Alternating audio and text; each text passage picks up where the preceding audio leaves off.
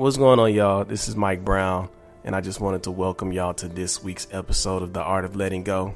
While I got your attention, please be sure to like and subscribe to the podcast wherever you listen to it. Also, leave a comment, whether you like it, don't like it, whatever you feel about the show.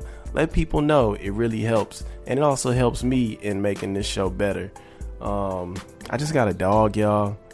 I would love some tips on training and just all that good stuff. If you own a dog, hit me up on the email, call the phone line, and let me know. Peace. Yo, what up? This is Mike Brown, and this is The Art of Letting Go.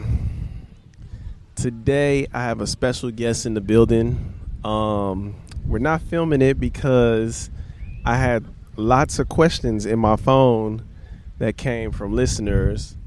This person gave me life, and yeah, it's been just a long time. I wanted to have you on the podcast before, and I think what made me hesitant was vulnerability. But I feel like you might give your most vulnerable self today, so that's what I'm hoping for. But do you mind introducing yourself to the people? Hello, everybody. My name is Zenobia Brown. I am the mother of Michael Brown, Megan Brown, the wife of Michael Brown Sr., but most importantly, I'm me, and I'm just discovering me, and I love what I see. That's good. How are you feeling today? Today is a beautiful day. We're out at Venice Beach, and certain places you can put your mind in a space where you're far, far away and just relaxing. Mm-hmm. But when you're literally in a place like Venice Beach, that's exactly what happens. That's good. Before we get started, anything off limits? Nothing. Okay. Cool. I didn't make you sign a non-disclosure like Beyonce, right? No, we didn't sign nothing. But so we're good. We'll start with some of the listener questions, and we'll just see where it takes us. So I'm going to go with the first question. Somebody asked, is your inner child as safe as the child your mother remembers? So what do you, this is, I guess, for both of us, but what do you remember about me as a child? And, what did safety look like for you, like for me at that time? You know, when you first are responsible for another life, whether it's a puppy, whether it's a person, you take so much responsibility on. And when you take on that responsibility, you always say what you're not going to do. I said, I'm never going to be like my mom. You end up going right into that mode because that's kind of what you feel safe. Knowing your known devil without knowing your unknown angel. But it's really a shame, and I know it doesn't bother you as much as it bothers me, and it's not bothering me anymore since I'm in therapy. But I treated you like my mom treated me. I held you accountable, responsible, almost to bringing me joy. But I always tried to make you feel safe. I don't know if I accomplished that.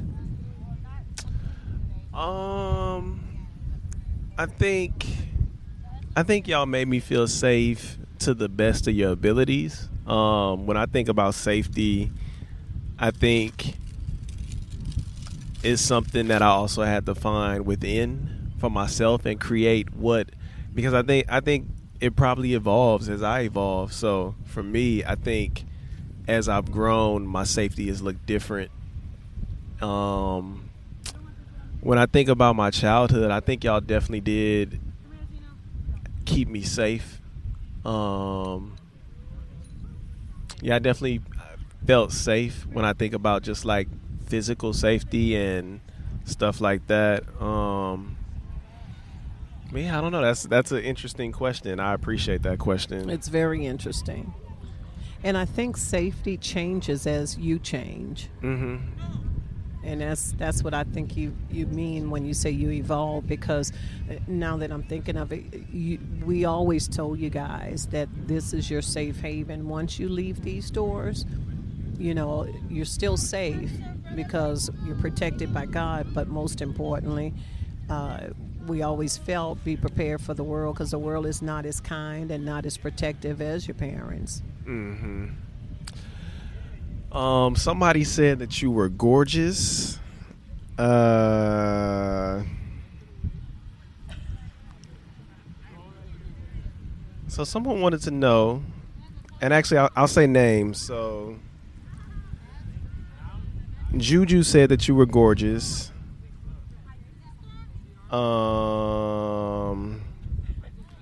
So I have a question from S, and S says, how have the roles of care and how they shift? Oh, so S would like to know, how have the roles of care shifted over time and space for you? You know, I always felt that I was taught to be responsible. Mm-hmm. But I wasn't taught balance, because I grew up in an era where your parents did the best they can do, but maybe it wasn't the best for you. And I was always taught to care about others, to take care of others. And in the midst of doing all that, I forgot I had to take care of myself. And back in the day, I was a flight attendant, and I used to always tell people, don your mask over your face, then help someone, a child or someone you're with. And we say that because if you don't take care of yourself, it's pretty darn hard to take care of someone else. So I'm in therapy again. I'm saying that again because it's really shifting my life quicker than it's ever in my entire life. And I realize that I do what I do now, more loving, more caring. And it's because I'm more caring and loving to myself. You know, but I felt obligated before in some circumstances. Mm-hmm. I felt responsible for others in most circumstances. But now I feel I can say no. And gosh, that it's just a 2-letter word, but it feels so good. Mm-hmm. Edgar asked, what are you looking forward to in life? And what dreams do you have now that your kids are grown? You know, initially when they left, I didn't understand child-parent separation anxiety, but I definitely experienced it quite a bit when you left, because you were the first to leave. And I remember staying down in New Orleans almost a month your freshman year. I don't know if you remember that. Do you? Not really, no. I remember that. And I was waiting. Even though the universe, I know what you speak into it can happen, so I don't speak negativity into it anymore, but I was waiting for you to need me, and I'll be right there for you. And what made me leave is that, one, you called your dad and said, when is mommy leaving? Mm-hmm. And secondly, you said, you know, you still have one child left to go raise, which was Megan. So to bring it all the way up to present, I always told your dad that we've got to have something connected more than our kids, because they're going to grow and go if we do it right the first time. And we did, because Nora, you or Megan is at home right now. But we are, I call it our second honeymoon. And we're really enjoying each other. We're truly enjoying each other. Mm-hmm. Where do you feel most valuable in your life right now? In my own life. I feel most valuable in my own life because as I am learning about myself, I'm putting them in categories just so I can sort it out. But after I've sorted out what I need to get past, I'm letting it go and I'm moving forward and upward. So I'm looking forward to a lot of dreams I've always had, and I always feel until you take your last breath, you always have that opportunity. Very, you know, I don't believe my glass is half full. I believe it overflows. What would you do differently in parenting? This is a question from Karen, the therapist. What would you do differently in parenting? The first thing I would do is not trying to teach so much lessons and prepare so much. I would definitely listen more. And I would ask trigger questions. What makes you happy? I wouldn't assume as much as I assume. I assume material things make you happy. So we'll go out and buy the latest sneakers on the market. I thought, Megan just wanted her and I time, so I did that. But I would listen to my kids and see what's going to help you become a better person.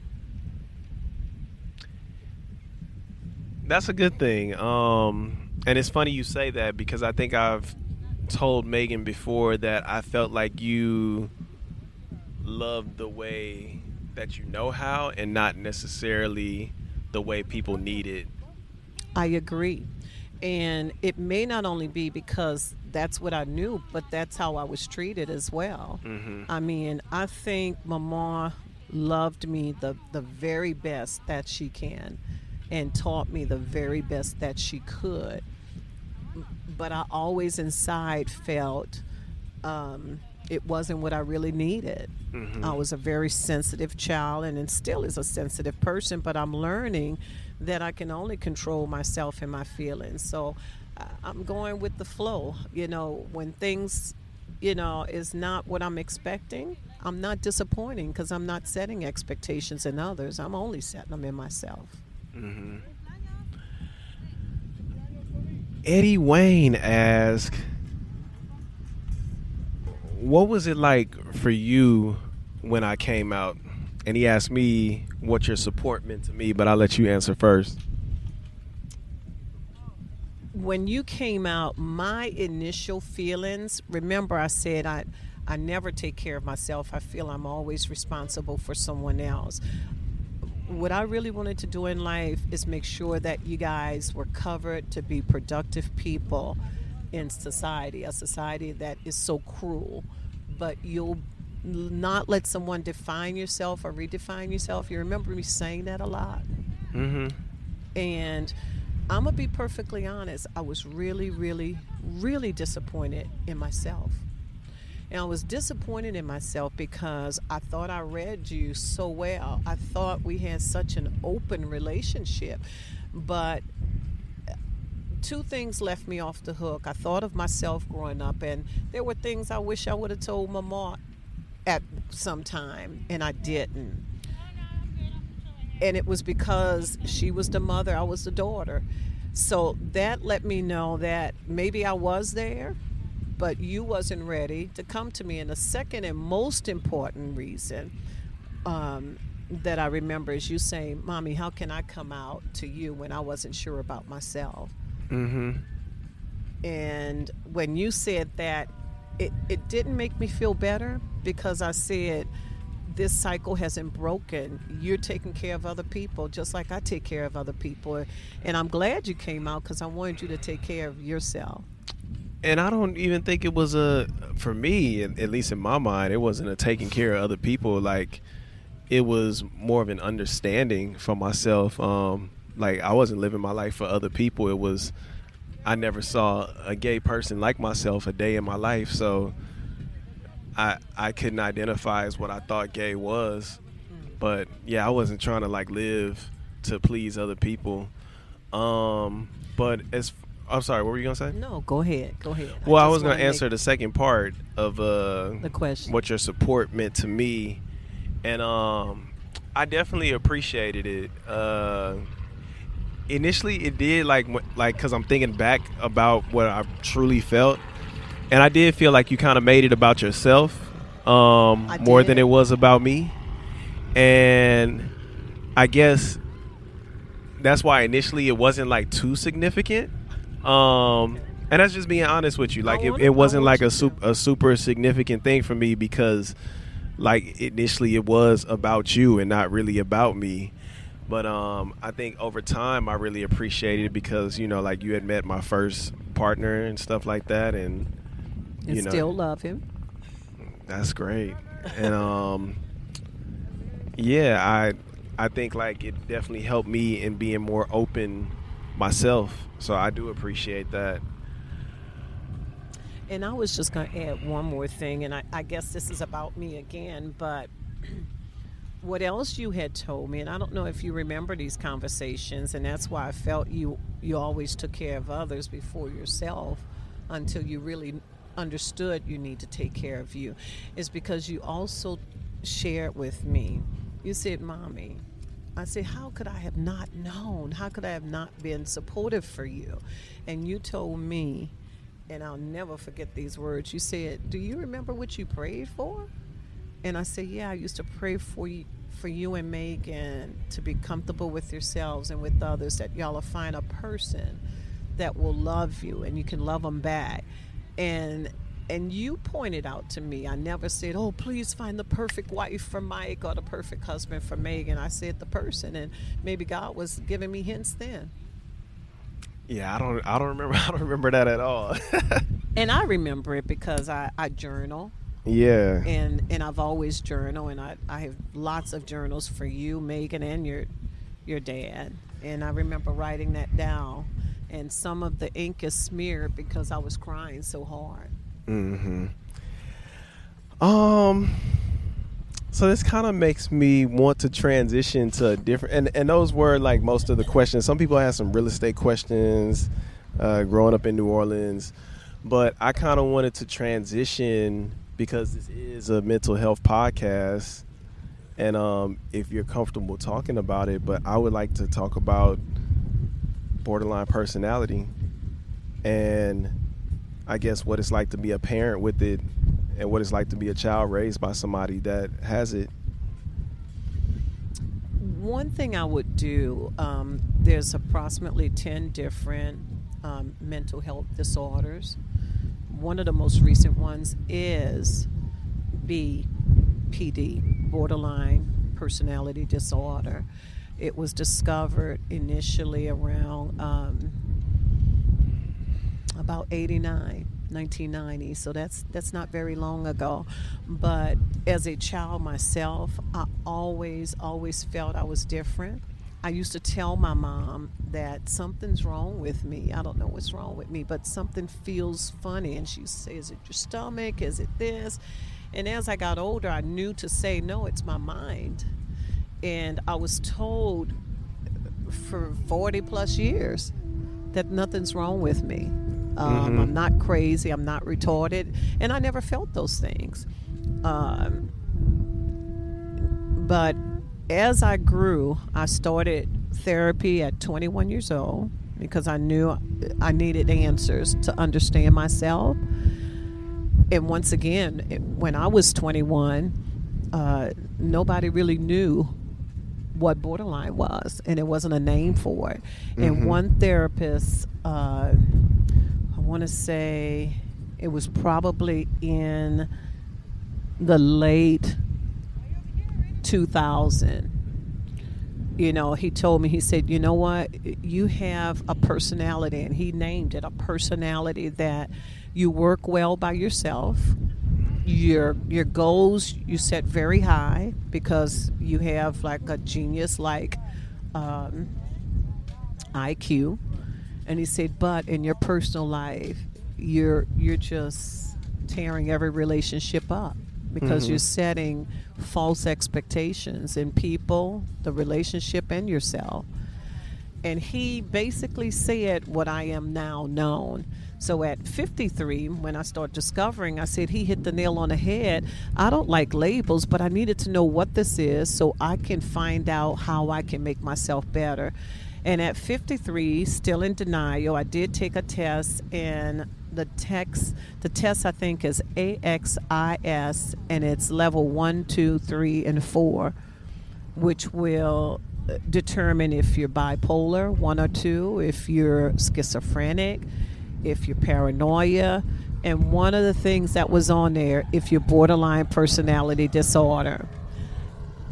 And I rated pretty moderate on there. All the other ones were absolutely not, but on that, it was the strongest mental disorder that that stood out. But once again, in denial, because I've been a flight attendant, I was working to save other people's lives. How could I have personality disorder. And then I went into real estate and became one of the top realtors, the top realtor in the state of Texas. I won what you would compare to an Academy Award for real estate. Made six figures every year. How could I have a mental disorder? But then there was an incident that happened that I knew I needed to face my reality. And I said, for 40 years, I kept telling people, now for 20 years, I'm in denial, so let me go take care of me. But I would strongly suggest that everyone research it. It's not a medication that will cure it. It's there are triggers that can be treated, like GAD, that's general anxiety disorder, depression. There are medications for that.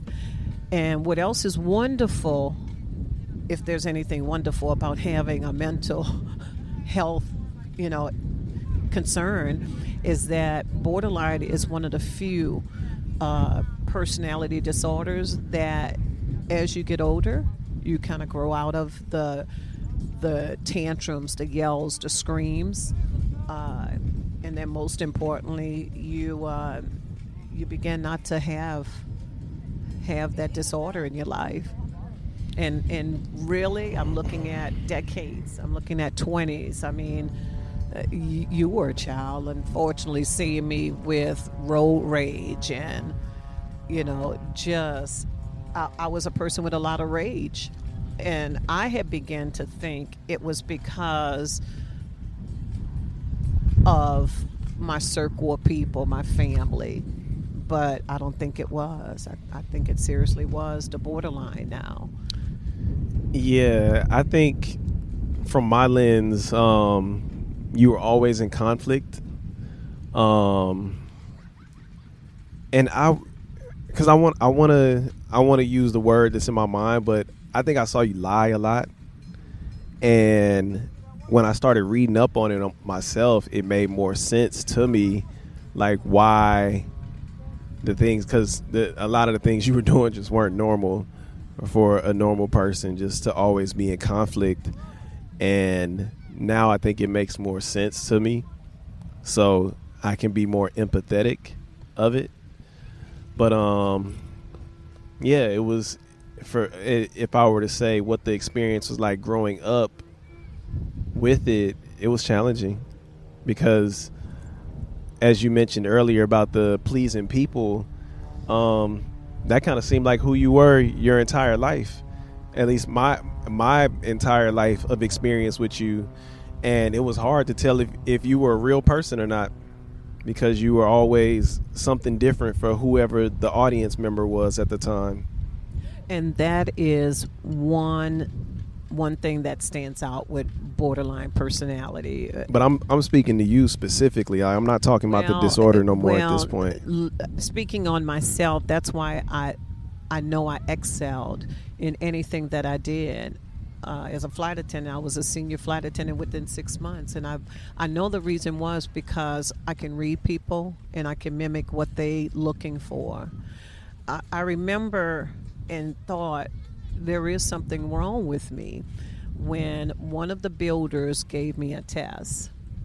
And the guy pretty much told me, he said, I got to look over the results, but guess what? You're hired. I know you're going to have a job. But he called me back in and he said, have you taken this test before? Have you administered this test before? And I kept saying, why? He said, because we look for people, if you line your hands up, they want people where the fingers are almost in between each other.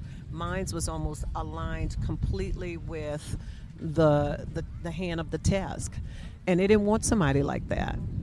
And now I understand why, because once again, I read into it, I knew exactly what they were looking for, and I was able to do it. Mm-hmm. And you're absolutely right, Mike. I never admitted to anyone.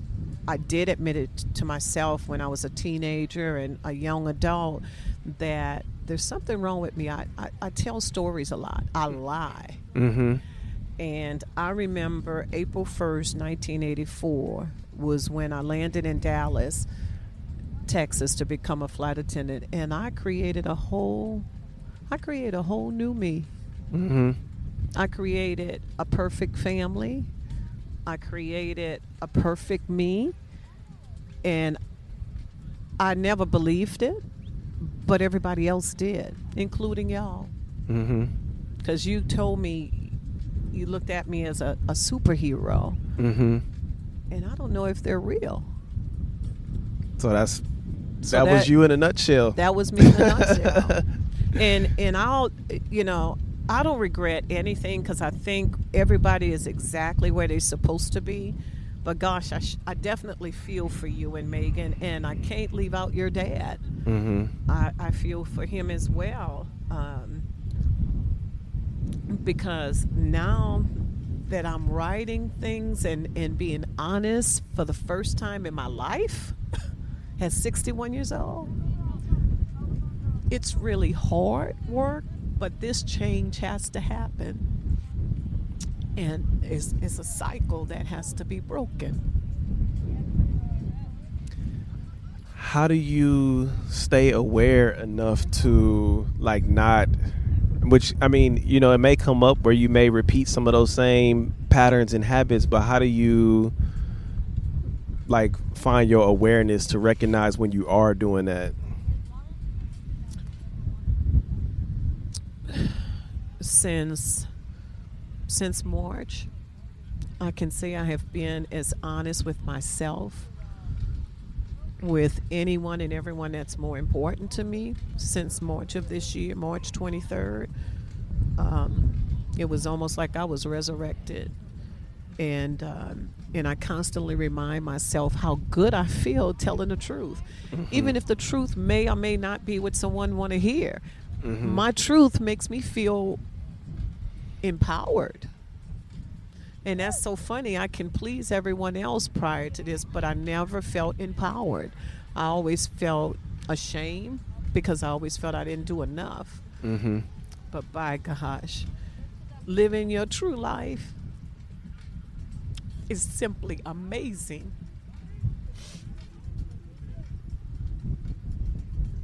It's amazing. And I've never known me like this before. So that's how I stay grounded and focused, because I have 60 years of remembering who I was, and not even a year yet of who I am now, but I really love the person who I'm getting to know in myself. That's good. I'm thinking about when we were at Echo Park the other day, and I told you it's not many times that I've seen you really show emotion outside of anger. And I see that in a lot of black women, especially just from the South and where we from. But what advice would you give to younger women about expressing emotions and showing emotion? I would tell young women, first of all, we're not enemies with each other. And secondly, we need to embrace and empower each other, but we can only do that genuinely if we embrace ourselves just the way we are. Just the way we are. And don't go on old traditions. Create a new tradition, because when you think of traditions, they are good in some ways. Oh, we traditionally cook this for Thanksgiving. But traditions sometimes are habits, mm-hmm. and they may not be necessarily good habits. So write your own story. Create your own path. And whoever you have in your life, let them create their own path. And mm-hmm. we'll see more productive, more loving, more happy people, and more peaceful people. Mm-hmm.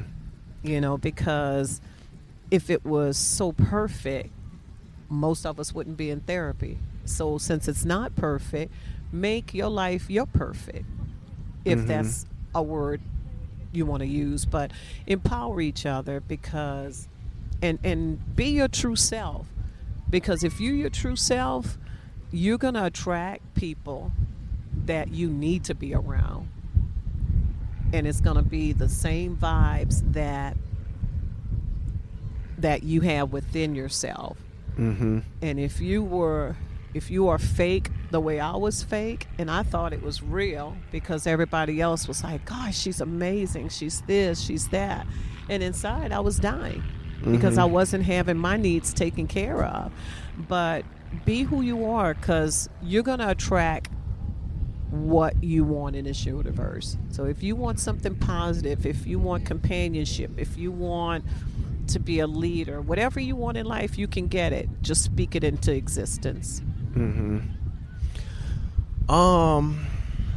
I forgot what you mentioned, but it was so I wanted to ask about, I guess it would be called the matriarchy system, because we talk about the patriarchy system a lot, but within families there almost seems like a matriarchy system. At least I can speak for my own family and both sides of the family, where like the eldest woman is like the leader of the pack, and the younger women show resentment because they don't feel of equal value to the eldest women.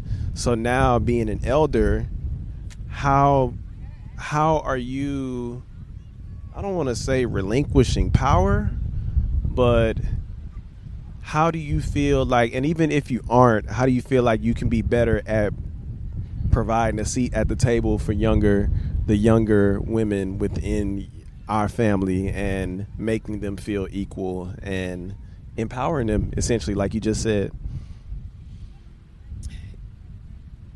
I hope you remember this, but you've asked me that question before. Not on this podcast. Not on a podcast. But since you asked me that question a couple of years ago, I found myself being more mindful and more aware of when I'm around Megan, letting her know you are. But not just her, like just, I'm just, because well, I don't want to make it specifically about okay. her. Like, I think what we need to do as the matriarch in a family, we need to allow the younger women to do things their way. Because if we look at the success and the failures or the lessons of the ones before us, either you repeat the same thing, and where did that get you, or I think people should allow younger people to just express themselves. Kids know very early who they are, what they want to be, and all those other things. And we as women have to support our kids and the younger females. do you feel like you have a supportive group of women, like an actual like group of women that you can talk to about anything and like support each other and heal and grow? Do you have that in your life? Now that I'm loving myself more, I think the women that's been in my life always been there. But for me, I truly believe that different people are for different reasons. And I have one person. Should I mention her name? But community is important too. Well, and one friend, one person is nice to have, but I'm just saying, like, do you have a community, like a support group of people?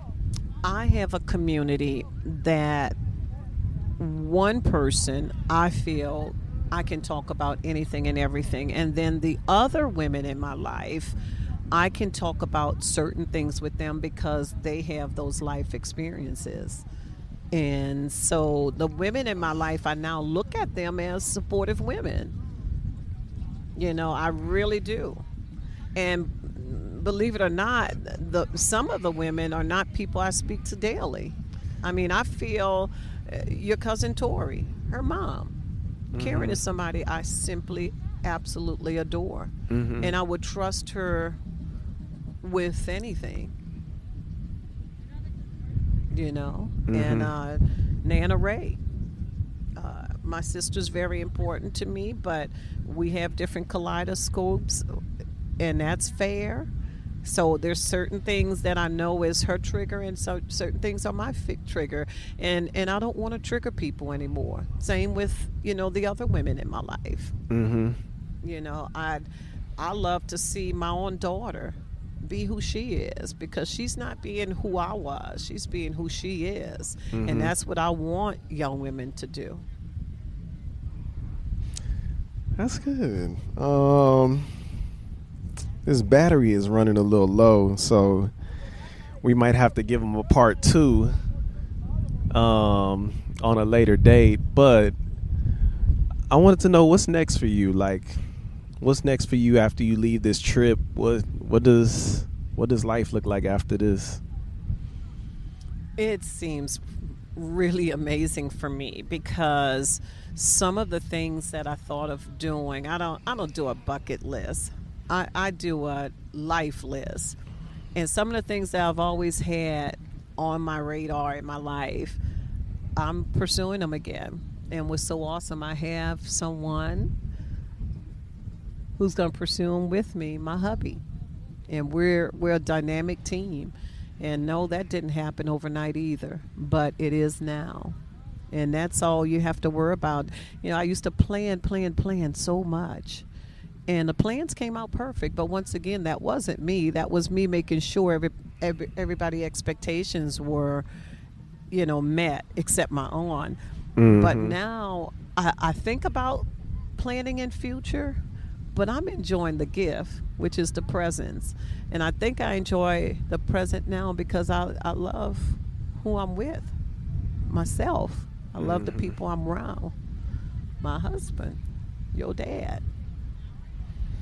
And I love you and Megan's independence. I now have realized that I don't have to worry about your every moment existence as I overly did when y'all were growing up, because y'all are great. Y'all are simply amazing. Y'all are fantastic and gonna be that way. Yesterday, your friends were mentioning you are a light.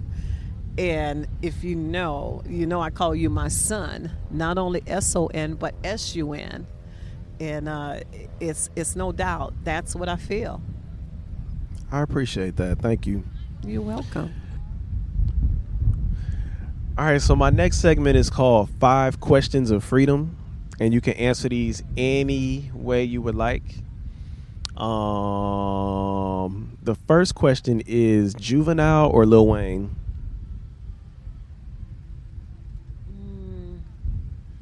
I gotta go with Juvenile because I'm kind of raw. Okay.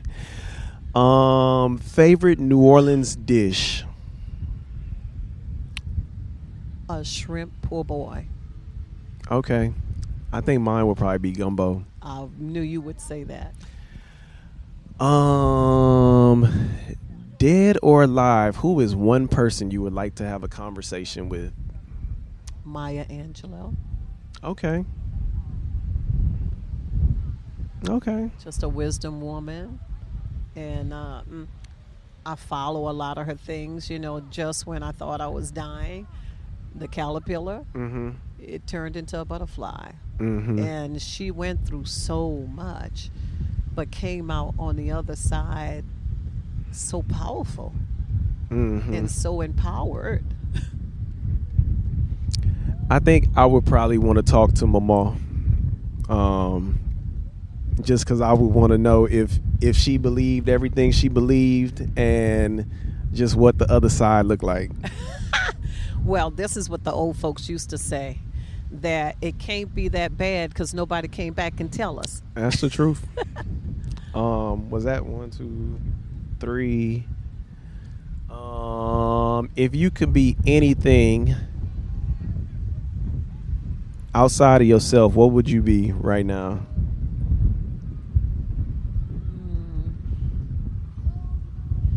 That's almost like asking, what would my superpower be? I would like to hear thoughts.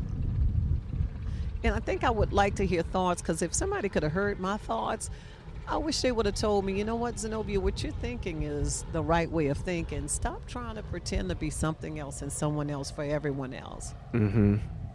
So I think I would like to have the power to hear people's thoughts, and I would enlighten that and tell them, look, when somebody have some doubt and they're thinking, I know I can do this, I'll be there and I'll just go, hey, you know what, you can do this, and they'll be shocked as shit, but I'll be happy. Mm-hmm. You know, our self-doubt sometimes is the only sabotaging we need.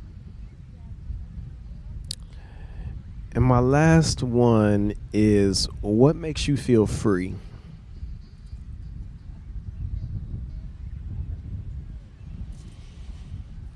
I feel free when I feel at peace.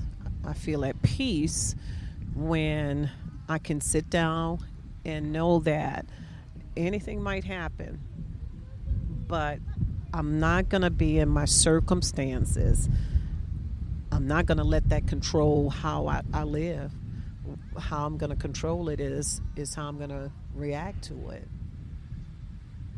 So that's where I feel free. I feel free that, and most importantly, I feel free that I know I can tell people no now. Mm-hmm. I can say, and that is such a freedom to say no and still be okay with it. You know, so just living my best life. You know, living my best life right now, just being true to myself. Mm-hmm. And me being true to myself, it doesn't matter if you're true to anybody else, because I don't think anybody else in 100 years gonna matter. And I think you got to be true to yourself, because when you lie, you only really lie to yourself, because don't nobody else know if you're telling the truth or not. Exactly.